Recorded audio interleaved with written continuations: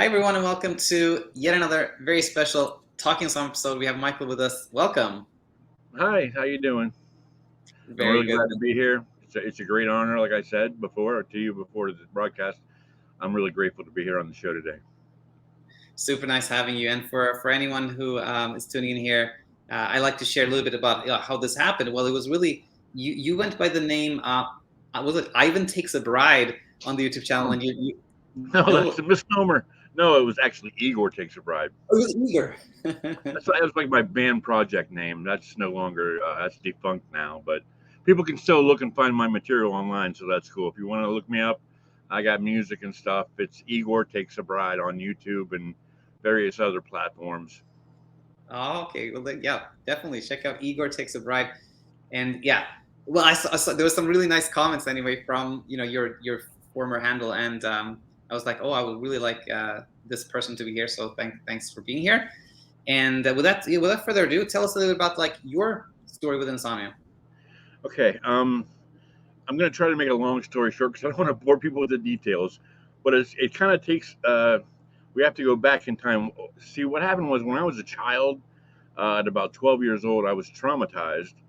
And so I'm just sort of explaining my entire anxiety history so I can like concisely get to the present tense. But, like, it wasn't molestation, but it was sexual assault.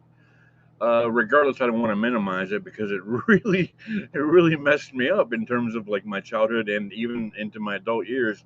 I didn't even recognize its importance until I was about 20 years old, trying to struggle to be an adult, and that's when it sort of kicked in. I had an experience where, like, and this is this is kind of off color, but I was trying to get high. I was trying to self medicate, right? So there wasn't any alcohol in the house, and there wasn't any illicit substances. Not that I at all, promote those. But at the time, I was young and stupid, and I started drinking coffee. So I started drinking like because it was the only drug available. I drank like a whole pot and then another 2/3 of a pot of coffee. So you can just about imagine how aware I became as a result of this process. And I did the coffee, and I was sitting there, cogitating about my general, situation and all the problems I was having, and I was getting all these great solutions. I was on like a Japanese freight train of awareness, and it culminated in the fact that I sat back and looked at the hierarchy of all my problems, and I thought to myself, geez, like with all the six senses, and basically we create our own reality. I am God, but that was like the point of complete self-awareness of my own responsibility of my own reality, more or less. But the very moment that I thought that, because of my previous religious indoctrination, I immediately like slammed on the brakes, and all of the crap that was in my psyche just sort of like it was like a landslide tsunami that came at me all of a sudden, because I thought, oh my God, I blasphemed. I've gone against my own soul. It's the only thing you're not forgiven for in the Bible, and so on and so forth. So that's when the panic hit me. But see, I didn't have any words for what it was. I didn't even know it was panic at the time. I was just completely just woo. It was a very scary and traumatizing self awareness at that moment. And so that happened when I was about 22, 23. It took me like years to even, because I had no help really. It was like the early 90s. But it took me years to even come to a point where I was relaxed and understood that it was just anxiety and that I was just having panic attacks. And I sort of conquered it. I dealt with all of my memory, like there are different ways the psychiatric community and the body of knowledge suggests that you deal with this. One is the classic method where it's like Freud and Jung, where you go back and retrieve your previous memories, which I did. I actually made like uh, a notebook pad and listed all of my previous memories down so that I could go through them and understand them and connect the dots. The other way to do it, of course, is the what they call the word escapes me, the cognitive, I think it's called, Like cognitive CBT. therapy, where you're just dealing with it in the present tense and you don't worry about the past so much because you can solve it that way. Both ways are valid, but I found for myself that The advices that I was getting in the books as far as cognitive therapy was concerned was just meditate and relax and everything's going to be okay. I thought, no, it's not. At the time, it was just not good enough. So I had to deal with the trauma of what occurred to me and connect the dots for a long period of time, like just going through the memories and figuring out in my 20s. And it even went so far. I want to make this a point for those people out there who may see this and be able to relate. It even went so far as I was dealing with the trauma at the time, and I got a phone call from a bass player acquaintance friend of mine, and I was not I was not in the comfort or the frame of mind to even answer it because I was emotionally distraught at the time that he called me. So when I picked up the phone, this is landline, ladies and gentlemen, back in the '90s. When I picked up the phone, I wasn't even able to really like have a conversation with him. It was kind of embarrassing because I was just physically crying at that time and I wasn't emotionally able to deal with it. But the strangest thing about it was is that I only remembered the event a week later. So my mind had actually clipped out the memory, and I retrieved it a week later. And I thought I had a phone call with a guy with that friend of mine, and like I was crying on the phone with him, and it was so embarrassing that I hung up on him. And it was my way of my mind's way of like protecting me from the trauma of even going through that event in the present time when I was 20 years old. Uh, and I figured out that it was because, in a general way, the person who had called me sort of reminded me of my traumatizer. So, in that manner, it's like my mind clipped out to sort of protect me from any damage or emotional, distraught nature that I was dealing with at the time. So, I've been through the mill in terms of this anxiety when it occurred, and later on, even though in my later 20s, when I had fully come to myself and sort of um, dealt with the trauma and all the anxieties, it still haunted me. Like I still had like panic nature, I guess you would call it. It's still, it's sort of like to put it in an ugly fashion. It's like a boil, and even if you like treat the boil, there's still a possibility that there's going to be infection inside of you. So even though I thought I had dealt with it in my 20s, um, excuse me, even though I thought I had dealt with it, it still has affected me in a general way all through my life. So the last major thing that I've been dealing with was somniphobia, which I would be afraid to go to sleep. And it's interesting because um, in terms of awareness, I also want to say about the nature of what I was dealing with insomniphobia, even up until like last year. Um, Phobia seems to be like a mask, if you will, for anxiety. Like I consider it like a mask because what you ultimately fear is death. I mean, even when I was going through it, I knew that my fear was death, but it would mask it as, oh, I'm afraid to go to sleep. Well, I'm afraid to go to sleep because I'm going to die, or I would fear that, and it's a ridiculous fear. Which, thankfully, to your body of knowledge, I conquered it. But um, people who out there who have like phobias of like balloons and stuff, to me that's crazy because like the balloon's going to pop. Okay, the balloon pops. What are you really afraid of? You're afraid something bad's going to happen when the balloon pops because it startles you. You're afraid of death.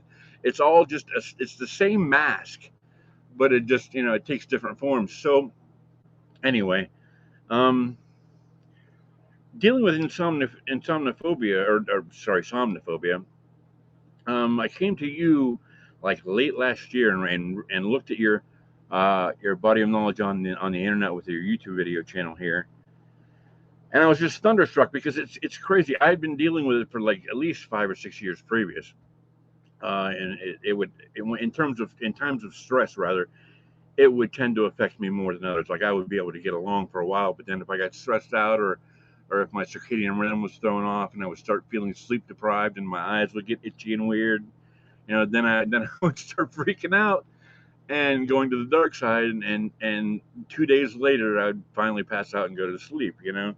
So your body of knowledge was fascinating to me because I had been going to like internet chat rooms, which for me were worthless. I mean, they give you a sense of community, but they're not really helpful. They're not an aid for you at all. And it just never occurred to me, hey, the internet is a resource. Look it up. So one day I got fed up and just I found you by the grace of God or whatever you want to call it. Um, and your your wisdom in terms of the book you wrote and your process and the hierarchy of knowledge that leads to Natto, which I think is brilliant, is just genius stuff, Daniel. I mean, it literally helped me overcome everything. Like piece by piece, I would watch your videos, and there was never one moment where I like found the eureka, but it was the whole entire essence of everything that you've written and done.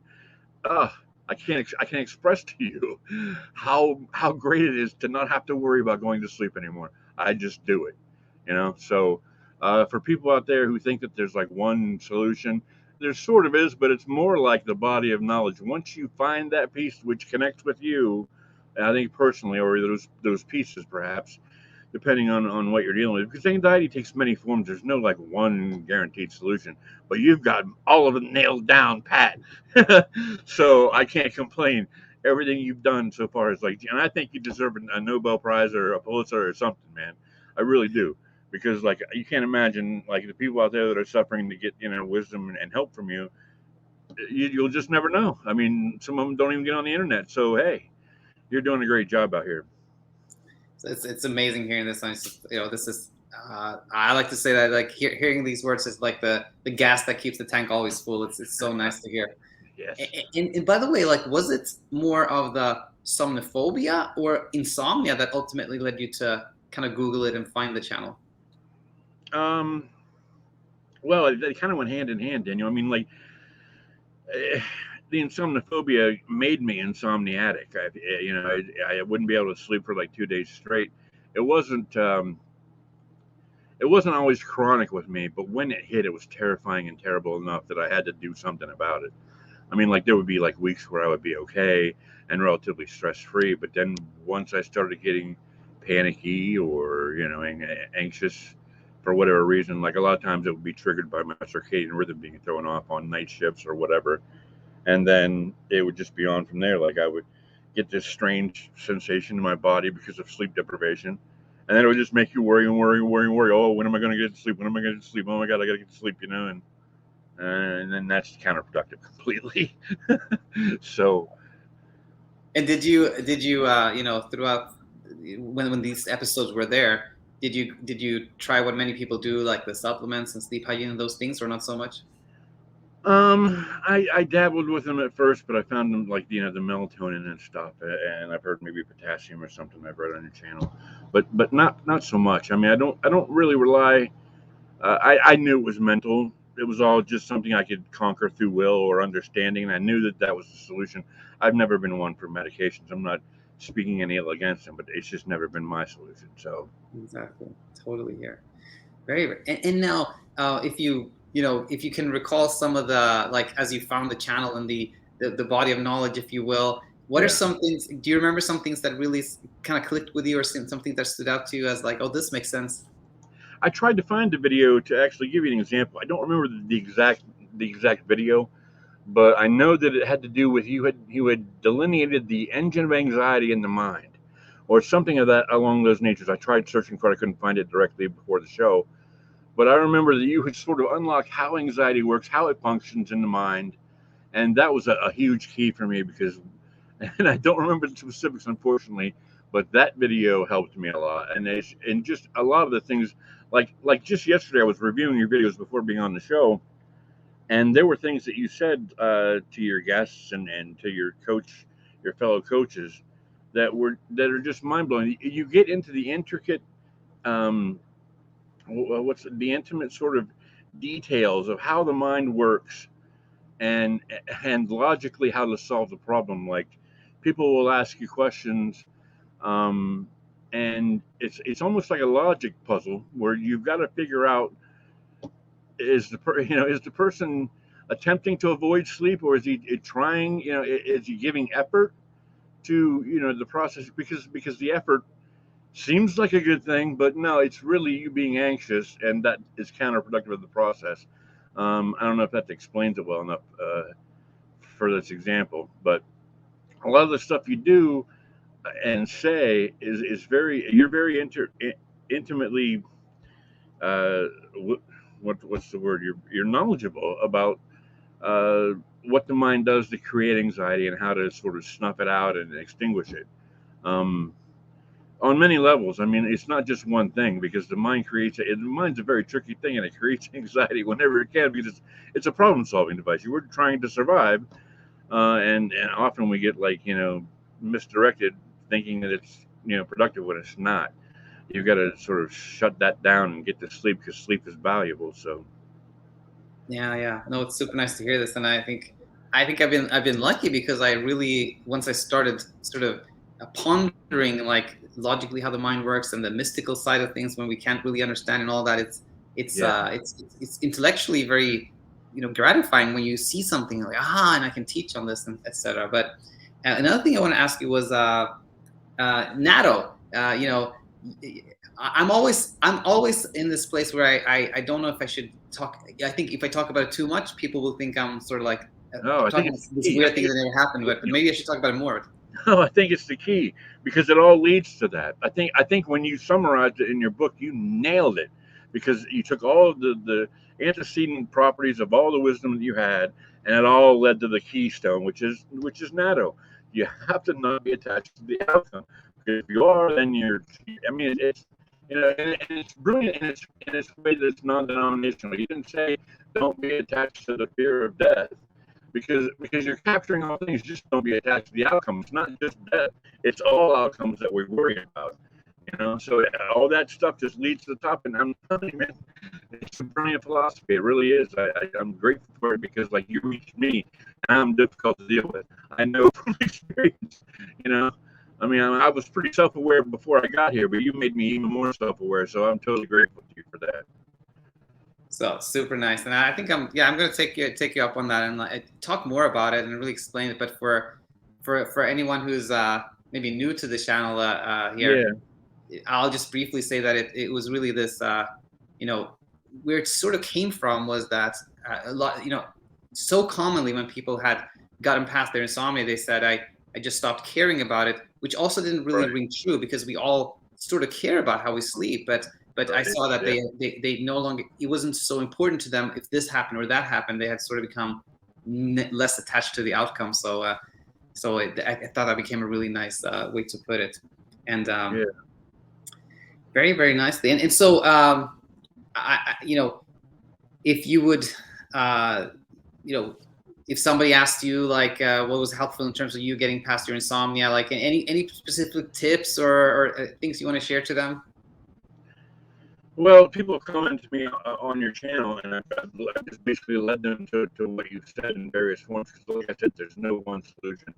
However, the one solution seems to be your channel. I mean, all of the wisdom contained within it, you just have to find the solution for yourself. And that sounds kind of wishy-washy, but no, it's there. You just have to find it. Um, it's a matter of knowing how your own mind works, being self-aware. I think a lot of it is just self-awareness. The more you're aware of what is causing anxiety, it was just a gift that you gave me through your videos. If you can determine what's causing the anxiety and what exactly it is, and put your finger on it, and name it, and then deal with it, then you've got it licked. It's just a matter of knowing, whether you're unconscious. You have to make your unconscious thoughts conscious, and really dig down deep a little bit and solve the problem. It's totally doable.